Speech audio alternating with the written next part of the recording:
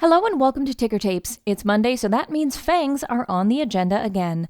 Market sentiment toward tech and growth stocks has improved, and investors are no longer running scared of them. There's a clear change in the mood of the market. Traders believe that they can see some light at the end of the tunnel. With U.S. interest rates thought likely to top out around 3.5% and to reach that level by as early as December this year, it's all still quite tentative, of course, but money is coming back into risk assets.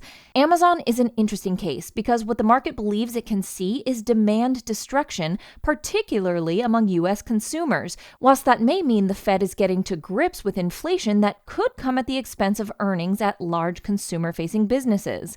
A survey of consumers published this week by Morgan Stanley and AlphaWise found that 70% of them are considering cutting back on spending, up from just 63% in April, while 30% of consumers are only maintaining their spending and standard of living by dipping into their savings.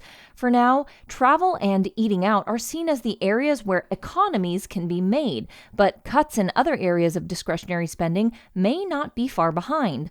Of course, Amazon is much more than just an online retailer and marketplace, and its web services and cloud computing division has picked up new business this week as Zscaler extends and expands its existing contract with Amazon. Zscaler will use Amazon's cloud to deliver unified network security solutions to its end customers. Amazon stock bounced 4.77% last week, posting 4 positive sessions in a row as it did so. Alphabet-owned Google has emerged as a possible partner for Netflix as the streaming giant moves to introduce an ad-supported subscription tier to its services, according to reports from industry website Adage.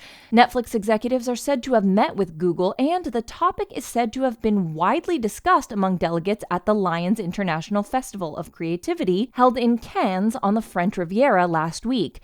It's thought possible that Netflix could partner with 2 or more ad tech firms, and Magnite Inc. is also said to be under consideration. That hasn't dampened enthusiasm around the stock price of Roku, which is thought to be a possible takeover target for Netflix, and the stock jumped by 15.7% last week, registering 5 new highs in the process. Meta Platforms has withdrawn from its sponsorship of the 250th anniversary of the independence of the United States, in part because of the conflicts the company faces from ongoing federal investigations.